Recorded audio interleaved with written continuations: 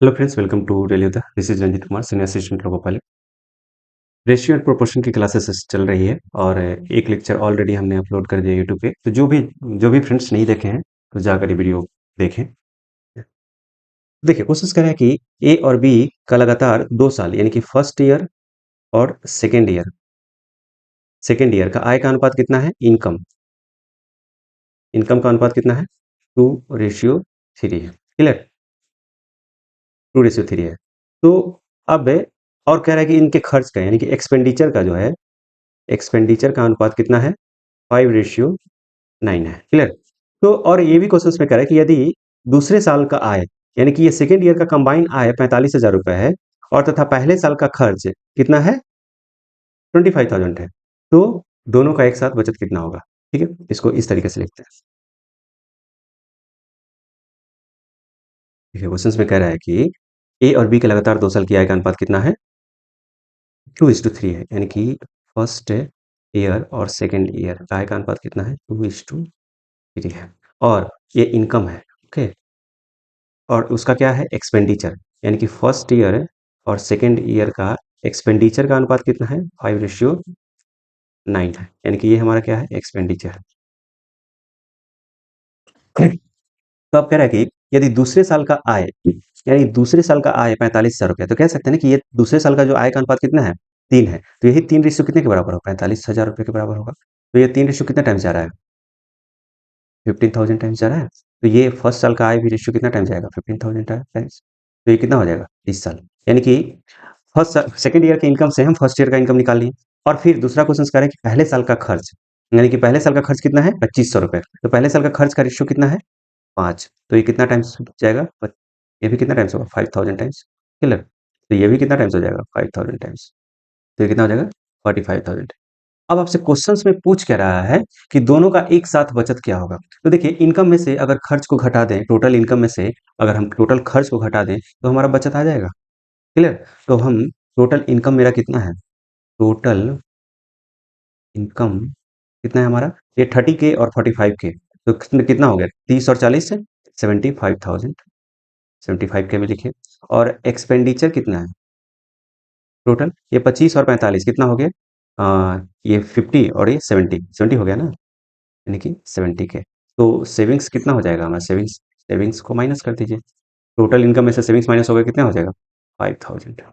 यही तो आपका आंसर है। तो आंसर क्या हो जाएगा, 5,000। ठीक है। अब अगले क्वेश्चन को देखते हैं।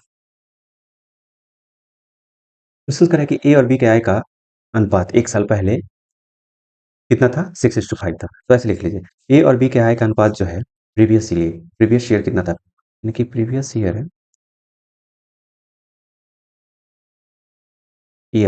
ए और बी का आय का अनुपात, यानी कि ए और बी का आय का रेशियो कितना है, 6:5 है। अब क्वेश्चन आपसे ये कह रहा है कि ए और बी जो है उसके पिछले साल और वर्तमान आय का अनुपात अलग अलग दिया हुआ है। ठीक है, क्वेश्चन देखिए, ए और बी के पिछले और वर्ष और वर्तमान आय का अनुपात कितना है, 3:2 है और 2:3 है। यानी कि प्रीवियस ईयर और प्रेजेंट ईयर। ठीक है, ए का कितना दिया है, 3:2 दिया है, और बी का कितना दिया है, 2:3 दिया है। क्लियर। अब बताइए, यदि ए और बी का कुल वर्तमान आय निकल जाए, दिया है, ए और बी का आय का अंतर बताए। ठीक है, ए और बी का वर्तमान आय का टोटल अमाउंट दिया है। यदि हम ए और बी का प्रेजेंट निकाल लें तो मेरा आंसर सॉल्व हो जाएगा, क्योंकि हमें टोटल दिया है, रेशियो नहीं पता है। ठीक है। अभी देखिए, अभी क्वेश्चंस में ए का प्रीवियस ईयर का कितना दिया है, 3 दिया है, और ए का प्रीवियस ईयर का आय कितना दिया है, 6 दिया है। तो हम कह सकते हैं कि 3 कितने के बराबर, 3 को 6 से इक्वेट कर सकते हैं। तो 3 को 6 से इक्वेट करेंगे तो क्या कितना टाइम जाएगा, 2 टाइम्स। ये भी कितना टाइम जाएगा, 2 टाइम्स। यानी कि ए का वर्तमान आय हमें पता चल गया। क्लियर। अब बी का भी देख लीजिए, बी का प्रीवियस ईयर का आय कितना था, 5 है, और बी का प्रीवियस ईयर का आय कितना है, यहाँ 2 है। तो ये 2 5 के बराबर होगा। ठीक है, तो ये कितना टाइम जा रहा है, 5/2 टाइम्स होगा। क्लियर। तो ये भी कितना टाइम्स हो जाएगा, 5/2 टाइम्स। तो कितना हो गया ये, 15/2। समझ में आई। अभी ए का प्रेजेंट निकल गया और बी का प्रेजेंट निकल गया, तो यहाँ पे रेशियो इक्वेट कर दीजिए। ए का प्रेजेंट कितना है, 4, रेशियो बी का प्रेजेंट कितना है, 15/2। इसको इक्वेट कीजिए तो क्या आ जाएगा, 8:15। यानी कि ए और बी का वर्तमान आय का रेशियो हमें मिल गया 8 और 15। और कह रहा है कि यदि इनका कुल वेतन कितना है, 4600। तो हम लिख सकते हैं ना कि ए और बी का, यहाँ पे लिख लीजिए, ए और बी का जो रेशियो प्रेजेंट का आ गया कितना, 8:15। इस कितने के बराबर, 8 5 18 5 कितना हो जाएगा, 23 रेशियो। और यही 23 रेशियो कितने के बराबर है, 46 से 1000 के बराबर है। क्लियर। तो एक रेशियो कितने के बराबर हो जाएगा, 23 दूना 46, यानी कह सकते हैं कि 1 रेशियो का वैल्यू कितना हो जाएगा, 2000। आपसे क्वेश्चन में पूछ क्या रहा है कि ए और बी के आय का अंतर क्या होगा, यानी कि यहाँ पे ए और बी का रेशियो 8:15 है, तो ये रेशियो का अंतर कितना, यही आय का अंतर हो जाएगा ना। यानी कि यही 7 रेशियो कितने के बराबर, एक रेशियो बराबर 2000 है, तो 7 रेशियो कितने के बराबर हो जाएगा, यानी कि 7 इंटू 2000, यानी कितना हो जाएगा, 10,000। यही आपका आंसर है। क्लियर, बात समझ में आ रही है। सिंपल, प्रीवियस ईयर का आपको दिए हुए 6:5 और ए का, ए का और बी का इंडिविजुअल प्रीवियस और प्रेजेंट का दिया हुआ है। तो हम क्या करेंगे, ए के प्रीवियस को इस प्रीवियस वाले से इक्वेट कर लेंगे, तो 3 इक्वेट हो गया 6 से, तो कितना टाइम 6 होगा, 2 टाइम्स। तो प्रेजेंट भी रेशियो है, तो ratio same equation same equate होगा ना। अगर 3 6 से 3 का 2 टाइम्स होगा, तो भी 2 2 का 2 टाइम्स क्या होगा, 4 हो जाएगा। तो ये प्रेजेंट में 4 हो गया। और सेम इसको भी, ये बी को ये प्रीवियस बी का प्रीवियस ईयर कितना है, 5 है, तो इसको 2 से इक्वेट करके इसे निकाल लेंगे। ठीक है, रेशियो का तरीका यही सब वैसे से तरीके हैं जो आपको अ, बहुत आसान कर देते हैं। अगर आप लॉजिक से बनाएँ तो बहुत आसान हो जाएगा। ठीक है? नेक्स्ट क्वेश्चन के बाद अब अगले क्वेश्चन में कह रहा है कि एक संस्था में कर्मचारियों की संख्या को 4:3 के अनुपात में क्या किया जाता है, कम कर दिया जाता है। ठीक है? यानी कि पहले कर्मचारियों की संख्या थी 4, तो उसको कितना घटा कर दिया गया, 3। और प्रत्येक व्यक्ति, जो एक व्यक्ति को वेतन मिलता था, उसको 5 से कितना बढ़ा दिया, 6। यानी कि पहले एक आदमी का वेतन था 5, तब उसको कितना कर दिया गया, 6। तो इस प्रकार संस्था को कुल 6000 का क्या होता है, प्रॉफिट होता है। यानी कि कर्मचारी की संख्या घटा दी और इंडिविजुअल आदमी के वेतन को क्या किया, उसने बढ़ा दिया। बताएं, तो इस प्रकार संस्था को 6000 रुपए का लाभ होता है। तो बताएं कि शुरुआत में उस संस्था का वेतन कितना था, यानी कि टोटल सैलरी ऑफ इंस्टीट्यूशन कितना था या क्या है। ठीक है, ये बताना है।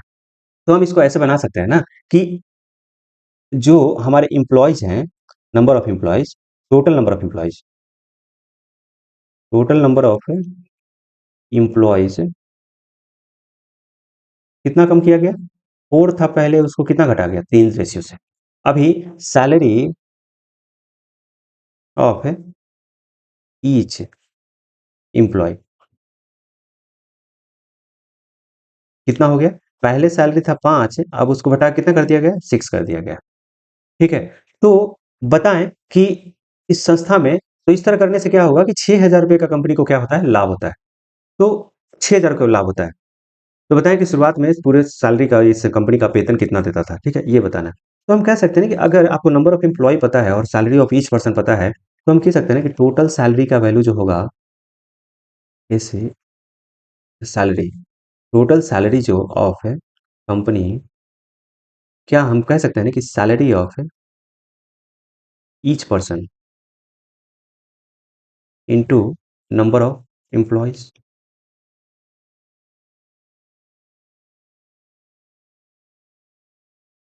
क्लियर, कह सकते हैं ना।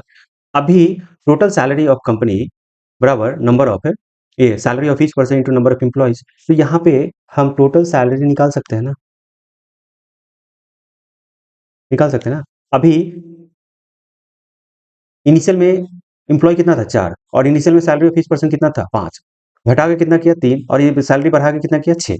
तो इसको गुना कर सकते हैं, 4:5 कितना हो जाएगा, 20 रेशियो। 3 इंटू 6 कितना हो जाएगा, 18। यानी कह सकते हैं इसको अगर रेशियो में कट करेंगे तो 10 रेशियो कितना हो जाएगा, 9। क्लियर, यानी कह सकते हैं कि टोटल सैलरी पहले 10 देता था, अब घटा के कितना हो गया, 9। यानी कि यही अंतर है, प्रॉफिट हुआ ना, तो यही अंतर जो है कितने के बराबर हो जाएगा, 6000 था। यानी कि यही 1 रेशियो कितने के बराबर है, 6000 के बराबर है। तो अब इनिशियल में ये कंपनी कितना सैलरी देती थी, 10 इंटू 6, यानी कि 60,000 टोटल सैलरी इन्वेस्ट करती थी। और उसके बाद कितना सैलरी, इंप्लॉय को घटाने के बाद और सैलरी बढ़ाने के बाद कितना सैलरी अब दे रही है, 54,000। इस तरह कंपनी को 6000 फायदा होता है। तो क्वेश्चन से पूछ करा, what was the initial salary, answer 60,000। ठीक है, अगले क्वेश्चन के बाद क्वेश्चन में कह रहा है कि 72,000 रुपए को ए बी सी में इस प्रकार बांटे कि ए के हिस्से का 3 गुना, बी के हिस्से का 4 गुना और सी के हिस्से का 6 गुना आपस में बराबर है। ठीक है, टोटल अमाउंट कितना है आपका, 72 है। और क्वेश्चन कह रहा है कि ए के हिस्से का 4 गुना, यानी कह सकते हैं कि 4 times of A equal to B के हिस्से का 4 गुना, यानी कि नहीं, ए के हिस्से का कितना है, 3 गुना, यानी कि 3 टाइम्स ऑफ क्या, A equal to 4 times of क्या, B equal to 6 times of क्या, सी। जब भी आपको क्वेश्चन ऐसे पूछे ना, तो इससे को रेशियो निकालने का बहुत आसान तरीका है। इसका रेशियो निकालने का सिंपल तरीका है, देखिएगा। ए का रेशियो निकालना है ना, तो ए को आप कवर कर दो, बाकी दोनों को मल्टीप्लाई कर दो। ए को कवर करो तो बाकी दोनों का वैल्यू क्या है? 4 और 6। तो 4 और 6 कितना हो जाएगा? 24 लिख दिया। अब बी का वैल्यू निकालता है, बी को कवर करके बाकी को मल्टीप्लाई कर दो, तो 6 3 जा कितना हो जाएगा? 18। क्लियर? अब सी का वैल्यू निकालना है, तो सी को कवर कर दो, बाकी को मल्टीप्लाई कर दो, तो 3 और 4 कितना हो जाएगा? 12। अब रेशियो को कट कर दो, तो इसमें देखो कॉमन क्या है? 6 कॉमन है। 6 4 जा, 6 3 जा, 6 2 जा, यानी कह सकते हैं कि 4:3:2 आया। अब कह रहे टोटल सैलरी है कितना? 72,000, यानी कह सकते हैं कि टोटल रेशियो कितना आ जाएगा? 4 3 7 2 9, यानी कि 9 रेशियो कितने के बराबर? 72,000 के बराबर। तो 1 रेशियो कितने के बराबर? 8,000 के बराबर। तो अब आपको कह सकते हैं कि 4 रेशियो ए का हिस्सा कितना है? 4। तो 4 रेशियो कितना हो जाएगा? 32 के, और ये कितना हो जाएगा? 24 के, और ये कितना हो जाएगा? 16 के। क्लियर? तो आपको किसके बारे में पूछ रहा है? बी का हिस्सा कितना? 24 के। तो आंसर क्या हो जाएगा? क्लियर? नेक्स्ट क्वेश्चन की बात है। अगला क्वेश्चन भी सेम है। कह रहे हैं कि 58,000 रुपए को ए बी सी में इस प्रकार बांटे कि ए के हिस्से का 2/3 भाग, बी के हिस्से का 1/2 भाग, और सी के हिस्से का 3/4 भाग आपस में बराबर हो। सेम वैसे ही कर लेते हैं। कह रहा है कि ए के हिस्से का 2/3 भाग, यानी कि 2/3 ऑफ क्या है? ए, बराबर बी के हिस्से का 1/2, यानी कि 1/2 ऑफ बी आपस में क्या है? बराबर, और सी के हिस्से का 3/4, यानी कि 3/4 ऑफ क्या है? सी आपस में क्या है? बराबर है। तो बताएं ए और बी के हिस्से का अंतर क्या होगा? ठीक है, तो हम पहले ए और बी सी का रेशियो निकाल लेते हैं। A ratio B ratio C. ठीक है, अब ए के लिए ए का रेशियो निकालना था, ए को कवर करके बाकी को गुणा कीजिए, यानी कि ए का कवर करने का तो क्या है? 1/2 और 3/4, यानी कि 1/2 इंटू 3/4। अब बी का निकालने के लिए बी को कवर कीजिए, तो बी को कवर करने के लिए 2/3 और 3/4, यानी कि 2/3 इंटू 3/4। क्लियर?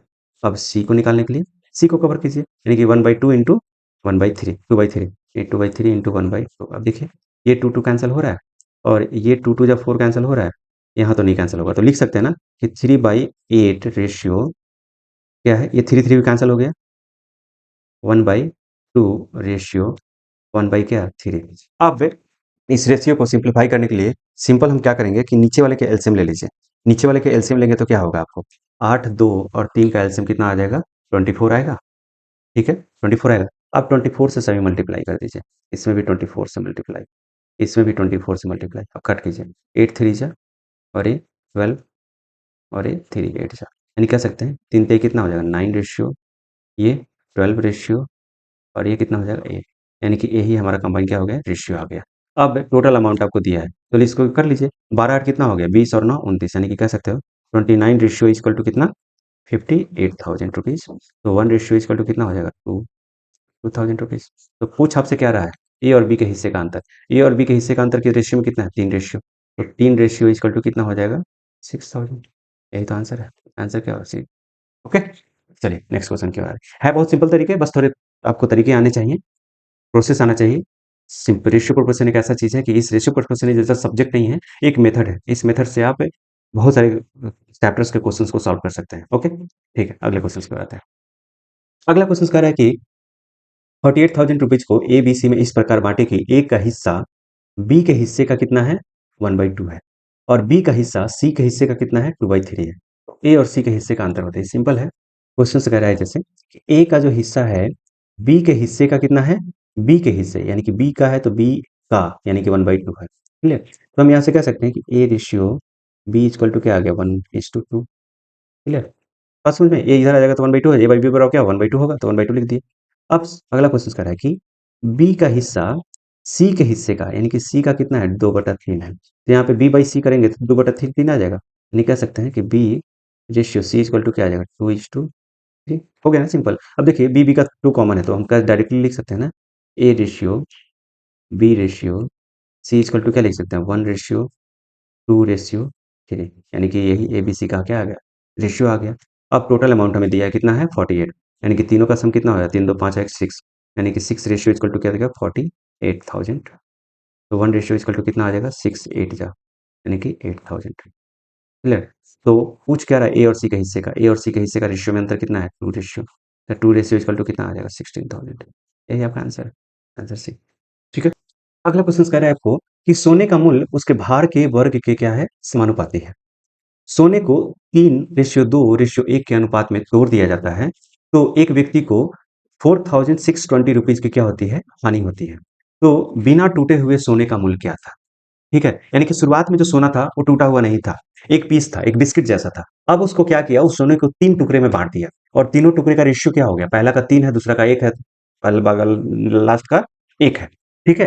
3:2:1 अनुपात में तोड़ दिया जाता है। तो इस तरह क्या है, व्यापारी जो है उसको 4620 रुपए का क्या होता है, हानि होता है। तो बताएं कि बिना टूटे हुए सोना जो था उसका मूल्य क्या है? ठीक है? और ये भी कंडीशन है कि सोने का जो मूल्य है उसके भार के वर्ग के समानुपाती है। तो उसका भार यही है ना, 3:2:1 है। ठीक है? तो इनिशियली जो सोना था और फाइनल जो सोना है, उस सब का हम फाइनल गोल्ड जो है उसका रेशियो देख लेते हैं। इनिशियल में जो सोना था इन तीनों का सम के बराबर होगा ना, यानी कह सकते हैं ना कि 6 है। और अभी जो सोना है कह रहा है कि फाइनल में तीनों को तोड़ दिया गया है। तो तीनों को, ये सोना को 3 भाग में तोड़ा गया है, तो तीनों भाग में अलग-अलग उसका जो प्राइस होगा, उसके भार के इसका वेट का क्या होगा, स्क्वायर होगा। तो ये भी क्या है, इसका जो प्राइस है, मूल्य, सोने का जो प्राइस क्या है, सोने क्या दिया कि उसका मूल्य जो है भार के वर्ग के समानुपाती है, यानी कि जो भार है उसका क्या होगा, वर्ग होगा। और तोड़ने के बाद भी क्या होगा, इंडिविजुअल उसका भार का वर्ग होगा। तो इंडिविजुअल कितना में तोड़ा था, 3, तो पहला सोना 3 स्क्वायर होगा, दूसरा सोना क्या होगा, 2 का स्क्वायर होगा और तीसरा सोना 1 का स्क्वायर होगा। ठीक है? तो इस तरह व्यापारी को क्या होता है, 4220 रुपए का नुकसान, 620 रुपए का नुकसान होता है। ठीक है? तो देख लेते हैं कि इनिशियल में सोना का कितना वैल्यू था, फाइनल कितना वैल्यू। तो 6 6 जा कितना हो जाएगा, 836 रेशियो। ये कितना हो जाएगा, 3 3 जा 9 प्लस 2 4 प्लस 1, तो कितना हो जाएगा 36 रेशियो 9 4 13 है, कितना हो जाएगा 14। तो कह सकते हैं इसको कैंसिल करोगे तो 18 रेशियो कितना आ जाएगा 7। अब कह रहा है कि इस तरफ व्यापारी को कितना का लॉस होता है, 4600 रुपए का। पहले सोना का विदाउट टूटा हुआ जो सोना था उसका वैल्यू कितना होता, 18, तोड़ने के बाद कितना हो गया, 7 हो गया। यानी कि यही रेशियो का डिफरेंस है, कितने के बराबर होगा, 4620 रुपए। 7 और 18 और 7 का रेशियो कितना आ जाएगा, 11 रेशियो, यानी कि यही 11 रेशियो कितने के बराबर है, 4620। यानी कितना टाइम जाएगा, 11 11 4 4 जा 2 बचा, तो 11 दूनी 22, 420 रुपए। यानी कि 1 रेशियो का वैल्यू कितना होगा, 420। यानी कि शुरुआत में सोना का मूल्य था कितना, 18। तो यही टोटल वैल्यू हो जाएगा ना, 18 गुना कितना, 420। तो निकाल लीजिए, 18 और 42 को मल्टीप्लाई कीजिए तो कितना आ जाएगा, 8 2 जा 16, 8 चौको 32 और 32 और 2 कितना हो जाएगा, 34।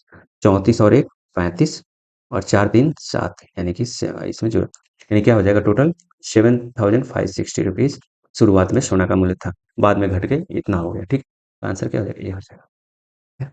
अगला क्वेश्चन, सेम क्वेश्चन है। अगले क्वेश्चन को 4 टुकड़े में बांट दिया। कह रहे हैं कि सोने का मूल्य उसके भार के वर्ग के समानुपाती था। सोने को 1:2:3:4 के अनुपात में क्या किया जाता है, तोड़ दिया जाता है।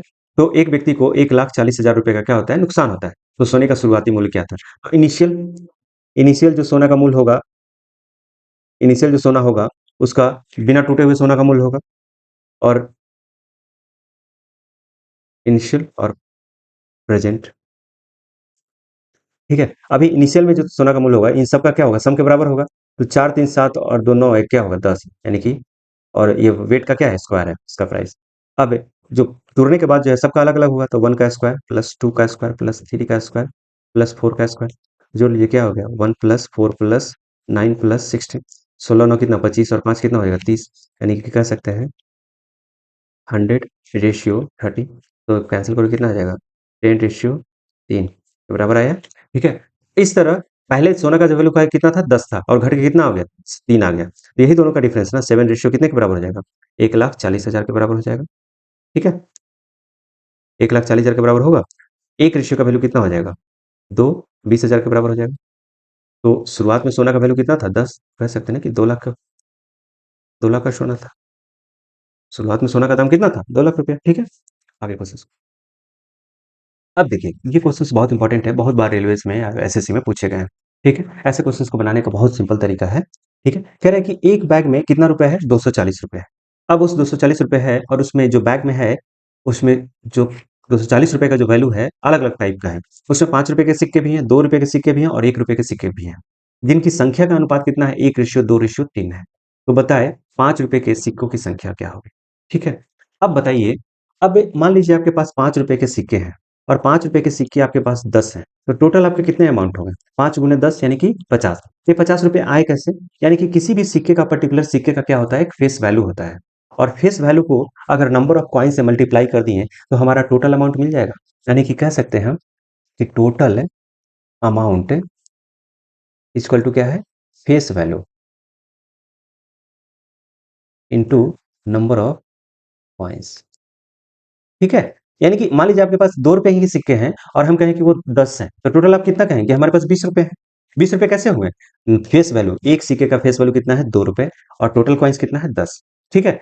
इसी तरह देखिए, अभी आपके पास जो सिक्के हैं कितना है? 5 रुपए के भी हैं, और 2 रुपए के भी हैं, और 1 रुपए के भी हैं। यानी कि फेस वैल्यू का जो हमारा क्या है? 5 है, 2 है और 1 भी है। अब आपके पास नंबर ऑफ संख्या दिया है, नंबर ऑफ कॉइन्स का क्या दिया है? रेशियो दिया है। तो हम लिख सकते हैं कि नंबर ऑफ है कॉइन्स जो है वो कितना है? 1:2 और 3। तो हम टोटल अमाउंट निकाल सकते हैं। टोटल अमाउंट बराबर क्या है? टोटल अमाउंट बराबर क्या है? Face value into number of coins. Face value कितना है? 5। 5 गुने 1 कितना हो जाएगा? 5 रेशियो 2 गुने 2 कितना हो जाएगा? 4 रेशियो 3 गुने 1 कितना हो जाएगा? 3। यानी कि यही टोटल अमाउंट का सम ना कितने के बराबर है? 240 के बराबर है। तो कह सकते हैं कि 5 4 9 3 कितना? 12। यानी कि 12 रेशियो इक्वल टू कितना? 240 रुपीज। क्लियर? 240 रुपये हुआ ना? अब एक रेशियो का वैल्यू कितना हो जाएगा? 20। क्लियर? तो कह सकते हैं ना कि 5 रेशियो का जो वैल्यू है कितना आ जाएगा? 100 रुपए के बराबर है। 4 रेशियो का वैल्यू कितना हो जाएगा? 80 रुपए के बराबर है। और 3 रेशियो का वैल्यू कितना हो गया? 60 रुपए के बराबर है। अब आपसे पूछ रहा है कि 5 रुपए के सिक्के हैं, उसकी संख्या क्या है? अब देखिए, जो आपके 5 रुपए के जो सिक्के हैं, उसका टोटल अमाउंट कितना है? 100 रुपया है। तो तो देखिए, 5 रुपए के जो सिक्के हैं उसका टोटल अमाउंट कितना है? 100 है। अब आपसे बोले कि आपके पास 100 रुपए है और वो 100 रुपए सिर्फ कितना है? 5 रुपए के सिक्का है। तो आपके पास पूछे कि नंबर ऑफ कॉइन्स कितना है, तो आप इससे जस्ट 5 से डिवाइड कर देंगे तो नंबर ऑफ कॉइन्स नहीं आ जाएगा है। अब यहीं पे 80 रुपया है और टोटल सिक्का कितना है? 2 रुपए का। इसको 2 से डिवाइड किया तो नंबर ऑफ कॉइन्स नहीं आ जाएगा। और ये 60 रुपीज है, और 60 रुपीज का पूरा 60 रुपीज 1 रुपए का कॉइन है, तो टोटल कॉइन कितना आ जाएगा? 60 नहीं आ जाएगा। ठीक है? तो इससे सभी सभी कॉइन्स का वैल्यू निकल गया। क्वेश्चन से पूछ कितना रहा है? 5 रुपए के सिक्के। तो 5 रुपए के सिक्के कितना है? 20। आंसर क्या हो जाएगा? 20। ठीक है? अब नेक्स्ट क्वेश्चन के इसी तरह एक और क्वेश्चन है। अब कह रहे हैं कि एक बैग है, एक बैग में 50 रुपए हैं, जो 1 रुपए 50 पैसे और 25 पैसे के सिक्के के रूप में है, जिनकी संख्या का अनुपात कितना है? 1 रुपए 2 रुपए 2 है, 1:2 है। तो 50 पैसे के सिक्कों की संख्या बताएं। सेम हमारे पास जो फेस वैल्यू है वो कितना है? 1 पैसा है। ये देखिए, 1 रुपया है, 50 पैसा है, 25 पैसा है। आप देखिए, ये पैसा है, रुपया है, या तो आप इसको 100 कर दीजिए, या तो इसको पैसे को 1/2 1/4 कर दीजिए। कुछ दोनों में से कुछ भी कीजिएगा, आपका आंसर आएंगे। ठीक है? तो हम यहाँ पे क्या करेंगे? सिंपल हम इसको रुपीज में करेंगे। 1 रुपीज करेंगे, और इसके पैसे का जो वैल्यू है 1/2 कर देंगे 50 पैसे, और 25 पैसे को हम 1/4 पैसे रुपया कर देंगे। तो इसका फिर हम रेशियो निकालेंगे, तो क्या 4 से गुना कीजिए, तो कर सकते हैं कि 4:2:1। यानी कि फेस वैल्यू कितना आया हमारा? रेशियो में 4:2:1 आया। ठीक है? अब जिनकी नंबर ऑफ जो कॉइन्स है कितना है? 1:2:2 है। तो टोटल अमाउंट की बात करेंगे तो कितना आ जाएगा? कितना आ जाएगा? इन दोनों को मल्टीप्लाई कीजिए, तो 4 और 1 कितना हो गया? 5। नहीं, नहीं, सॉरी, इन दोनों को मल्टीप्लाई कीजिए। 4 × 1 कितना? 4 रेशियो 2:2 कितना? 4 रेशियो 2:1 कितना? 2। तो इसको हम लिख सकते हैं ना कि 2:2:1, यानी कि टोटल अमाउंट का रेशियो आ गया। तो 2 2 4 1 कितना हो गया? 5। यानी कि 5 रेशियो बराबर कितना हो गया? 50 रुपए। 1 रेशियो बराबर कितना हो? 10 रुपए। यानी कि 1 रेशियो का वैल्यू कितना है? 10। तो 2 रेशियो का वैल्यू कितना है? 20 रुपए। और इसका कितना आया? 20 रुपए। इसका कितना आया? 10 रुपए। क्लियर? 10 रुपए है। अब आपसे क्वेश्चन में कह रहा है कि 50 पैसे के सिक्कों की संख्या बताएं। अभी देखिए, 50 पैसे के सिक्के की जो संख्या है, 50 पैसे जो सिक्के हैं, वो कितना रुपये है? टोटल 20 रुपया है। तो 20 हम कहें कि आपके पास 20 रुपये है, और 20 रुपया जो है 50 पैसे वाला है, तो टोटल कितना हो जाएगा? 20 × 2 कर सकते हैं ना कि, यानी कि 40। 40 हो गया ना? टोटल कितना नंबर ऑफ सिक्के कॉइन्स हो गया? 40 हो गया। अगर 1 रुपए का कहे कि आपके पास 20 रुपया है, और वो सभी 20 रुपया जो है 1 रुपए का सिक्का है, तो टोटल कितना हो जाएगा? 20 हो जाएगा। अब आपके पास कहे कि आपके पास 10 रुपया है, और वो सभी 10 रुपए कितना अमाउंट है? सिक्का है 25 पैसे है, तो इसको कितना टाइम्स कर दिया? 4 टाइम्स। यानी कि ये भी 40 हो जाएगा।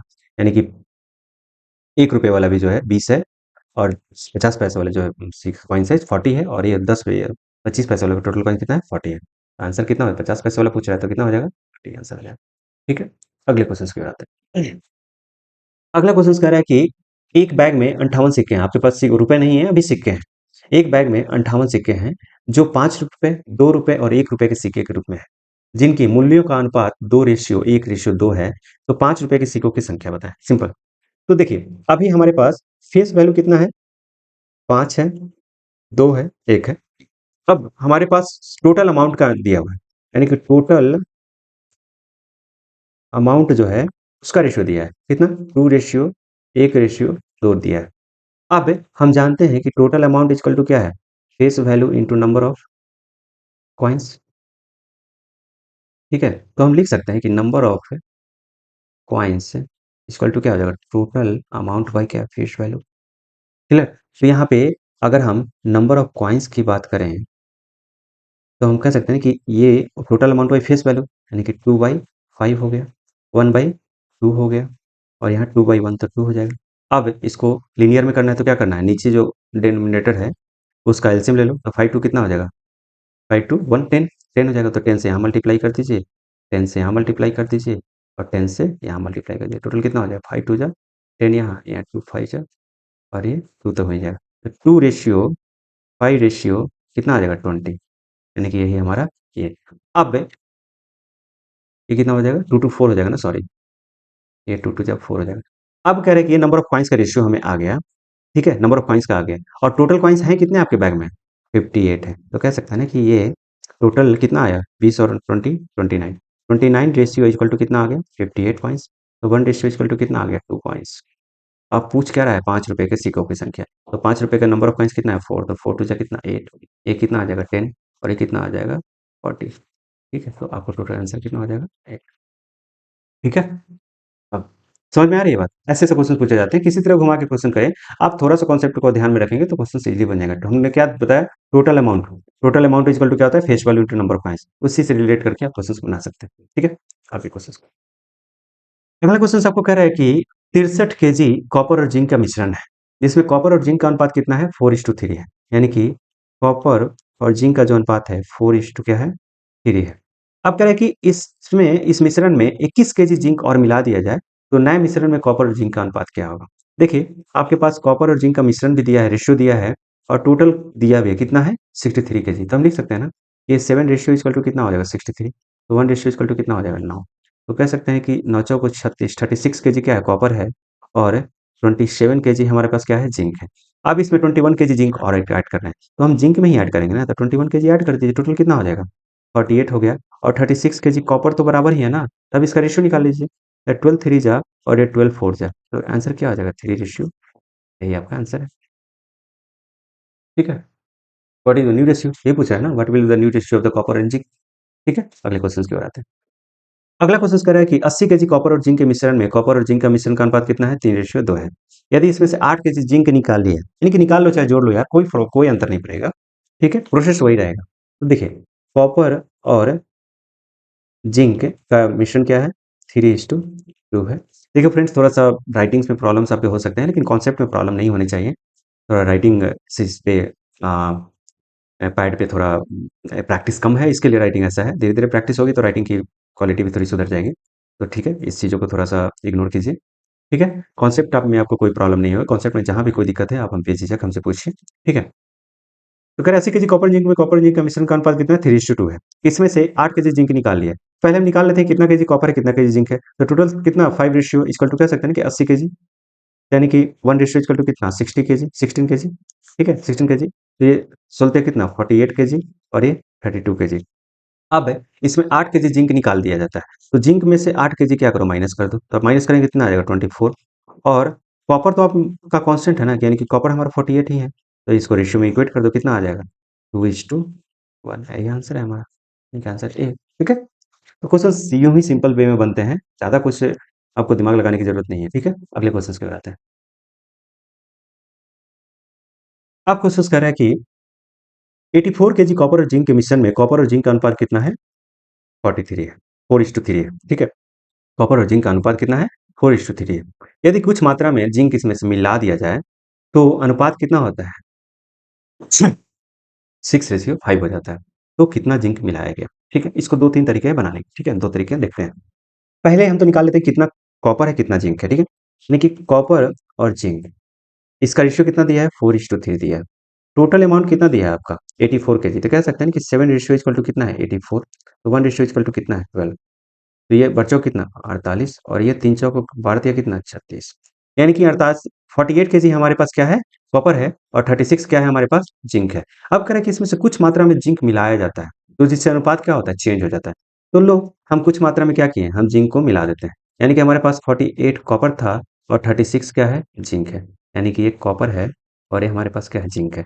अब हम जिंक को मिला रहे हैं, कॉपर में कुछ नहीं मिला, तो जिंक को मिला रहे हैं, तो मान लो जिंक में हम एक्स ऐड किए तो रेशियो बदल के कितना हो जा रहा है 6 रेशियो क्या हो जा रहा है 5। यहाँ से हम क्रॉस मल्टीप्लाई करके हम एक्स का वैल्यू निकाल लेंगे, तो इसको पहले कट कर लो, ये कितना हो जाएगा 6 8 जा 48, ठीक है। तो ये इधर जाएगा तो क्या हो जाएगा 40, 40 इक्वल टू 36 प्लस क्या हो जाएगा एक्स, एक्स का वैल्यू कितना आ गया 4 केजी, यानी कि हम 4 केजी जिंक मिलाएंगे तो हमारा रेशियो कितना हो जाएगा 6 रेशियो 5 हो जाएगा।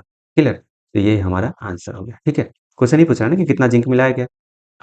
अब इतना नहीं करने के बाद एक और भी कोशिश कर सकते हैं। आप देखिए हमारा ये मिलाने के बाद रेशियो कितना हो जाता है 6 रेशियो 5 हो जाता है। तो हम मिला किसको रहे हैं जिंक को मिला रहे हैं, हम जिंक में कुछ ऐड कर रहे हैं, ठीक है, लेकिन हमारा कॉपर तो सेम है ना, हम जिंक में ऐड कर रहे हैं लेकिन हमारा कॉपर का क्वांटिटी 48 केजी है तो 48 केजी रहेगा। तो हम कह सकते हैं ना कि यही 6 रेशियो ना कितने के बराबर है 48 केजी, तो कितना टाइम जा रहा है 8 टाइम्स जा रहा है। तो जब ये 6 रेशियो 8 टाइम्स जा रहा है तो ये भी रेशियो कितना टाइम जाएगा 8 टाइम्स जाएगा, तो ये कितना हो गया 40, यानी कि पहले जिंक जो था 36 था अब बढ़ के कितना हो गया 40, तो कितना केजी हम ऐड किए तो 4 केजी ऐड किए। क्लियर, बात समझ में आई, तो ये भी तरीका है एक बनाने का, ठीक है। तो आंसर कितना होगा 4 केजी, ठीक है। अगले क्वेश्चन की ओर देखते हैं। अब नेक्स्ट क्वेश्चन सेम उसी टाइप का क्वेश्चन है देखते हैं। क्वेश्चन कह रहा है कि 63 केजी कॉपर और जिंक के मिश्रण में कॉपर और जिंक का अनुपात कितना है 5:2 है। उसमें से कुछ मात्रा में कॉपर निकाल दिया जाता है, तो अनुपात कितना हो जाता है 5:3 हो जाता है। तो कॉपर और जिंक का तो उसमें से कितना कॉपर निकाला गया यही पूछ रहा है ना। अभी देखिए कॉपर और जिंक में क्या निकाला जा रहा है कॉपर, यानी कि जिंक हमारा क्या है कांस्टेंट है, तो पहले हम देख लेते हैं कि कितना कॉपर है हमारे पास और कितना जिंक है। तो रेशियो कितना है 5:2 है। टोटल है कितना आपके पास 63, तो कह सकते हैं ना कि 7 रेशियो इक्वल टू 63 है, तो 1 रेशियो इक्वल टू कितना हो जाएगा 9 हो जाएगा। तो ये 5 9 जा कितना 45 और ये 2 9 जा कितना 18। अब कह रहा है कि कुछ मात्रा में क्या निकाला गया है कॉपर निकाला गया है, यानी कॉपर निकाला गया लेकिन जिंक क्या है कांस्टेंट, तो रेशियो कितना हो जाता है चेंज होकर 5:3 हो जाता है, यानी कि ये जिंक कांस्टेंट है हमारा, तो ये 3 रेशियो 18 के बराबर हो कितना टाइम जा रहा है 6 टाइम जा रहा है।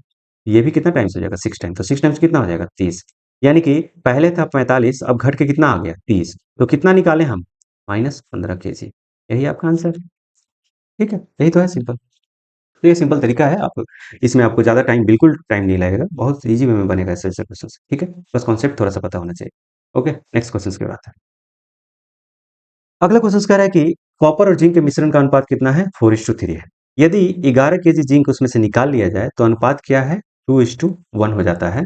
तो शुरुआत में कॉपर और जिंक का क्वांटिटी कितना है ये बताना है, ठीक है। तो मान लीजिए कॉपर और जिंक जो है हमारे पास है, अब ये 4 है, तो मान लीजिए कि 4x है और क्या है 3x है, ठीक है।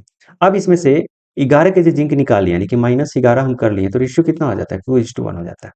तो अब इसी को क्रॉस मल्टीप्लाई करके x का वैल्यू निकाल लीजिए, तो क्या हो जाएगा, कह सकते हैं ना कि 4x से इक्वल टू 6x से -22, तो ये कितना हो जाएगा, ये 22 इधर आ जाएगा 4x इधर है, तो कह सकते हैं ना कि 2x से इक्वल टू 22, तो x इक्वल टू कितना हो जाएगा 11 केजी, ठीक है। शुरुआत में कॉपर और जिंक है कितना, कॉपर और जिंक है कितना 4:3, शुरुआत का पूछ रहा है।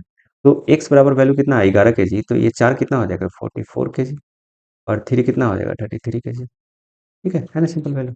आंसर क्या हो जाएगा 44 और 33, ठीक है। बढ़ते हैं अगले क्वेश्चन की ओर। अगला क्वेश्चन आपको कह रहा है कि एक व्यक्ति के खर्च का अनुपात भोजन फूड रेंट और अदर्स पे कितना है 4:3:5 है, ठीक है। यदि उसके खर्च में क्रमशः 40%, 50% और 20% की वृद्धि होती है तो नए खर्च का अनुपात क्या होता है। ये क्वेश्चन बहुत बार पूछे गए, बहुत सिंपल तरीका है। तो आपके पास फूड है, रेंट है और क्या है अदर्स है, ठीक है। अभी मान लीजिए कि 4:3:5 है ना, तो इसको हम मान लेते हैं ये 4 दिया है, ये 3 दिया है और ये 5 दिया है, तो सिंपल आपको इसको ऐसे करो, परसेंटेज बढ़ रहा है ना इंक्रीज हो रहा है, तो इसको आप 2-3 तरीके से बना सकते हो। 4 का 40% यानी कि 4 इंटू 140 बाई 100 लिख सकते हो। 3 इंटू 150/100 लिख सकते हो आप, और 5 इंटू 120 बाई क्या 100, तो 100 कैंसिल हो जाएगा, एक जीरो से एक जीरो भी कैंसिल हो जाएगा। अब दो कहीं कॉमन है नहीं है, तो 14 फोर क्या फोर जा कितना हो जाएगा 56, ये कितना हो जाएगा 45, ये कितना हो जाएगा 12×5 = 60। ठीक है, सिंपल तरीका है। यानी कि आंसर क्या हो जाएगा 56, 45, 60, 56, 45 यही आंसर है। ठीक है, सिंपल है। ठीक है, तो रेशियो प्रोपोर्शन के ऐसे क्वेश्चंस हैं जो आपको बहुत का सिंपल तरीके से भी बनाए जा सकते हैं, बिना कोई फॉर्मूला यूज किए हुए आप इसको बना सकते हैं। रेलवे और चाहे एसएससी के क्वेश्चंस जो भी हैं, आप एक बार इस लेक्चर को देखने के बाद रेलवे एसएससी के कोई भी क्वेश्चंस को उठाकर देखिए, आपके मैक्सिमम क्वेश्चंस बन जाएंगे। रेलवे के तो क्वेश्चन छूटने वाले हैं नहीं, जहां तक मेरा मानना है। रेलवे के क्वेश्चंस इससे लो लेवल ही रहते हैं, इससे हाई लेवल क्वेश्चंस आपके नहीं पूछे जाएंगे। कुछ क्वेश्चंस इसमें मैंने हाई लेवल के कराए हैं जो एसएससी में बहुत बार पूछे गए हैं। ठीक है, तो रेलवे के क्वेश्चंस इससे बहुत कम लो लेवल के होते हैं। तो जो भी है आप प्रैक्टिस करते रहिए, रोज एक सेट मारिए, रोज एक रेलवे का सेट मारिए, रेलवे का कोई भी प्रीवियस ईयर क्वेश्चन उठा के उसको प्रैक्टिस कीजिए। आपको सिलेक्शन से कोई नहीं रोक सकता है। और कुछ मैंने रेलवे के प्रीवियस ईयर क्वेश्चंस मैं भी सॉल्व कराऊंगा इसमें, अभी वो सीरीज लाना बाकी है। पहले मैं सोच रहा था कि कुछ क्वेश्चंस जो टॉपिक्स हैं, इंपॉर्टेंट टॉपिक्स हैं मैथ्स के, वो टॉपिक्स मैं करा दूं, उसके बाद प्रैक्टिस सेट के लिए क्वेश्चंस मैं ये प्रीवियस ईयर के क्वेश्चंस लेकर आऊँ। ठीक है, तो चलिए ये टाइम ये रेशियो एंड प्रोपोर्शन जो था, रेशियो प्रोपोर्शन का आज लेक्चर समाप्त हुआ। नेक्स्ट वीडियो जो आएंगे हम लेके मिक्सचर एलिगेशंस का एक क्लासेस होगा, एक क्लासेस में वो खत्म हो जाएंगी। उसके बाद average, age, partnership, LCM, HCF, percentage profit loss, ये सब की क्लासेस भी चलेगी। ठीक है, तब तक के लिए bye bye, have a nice day.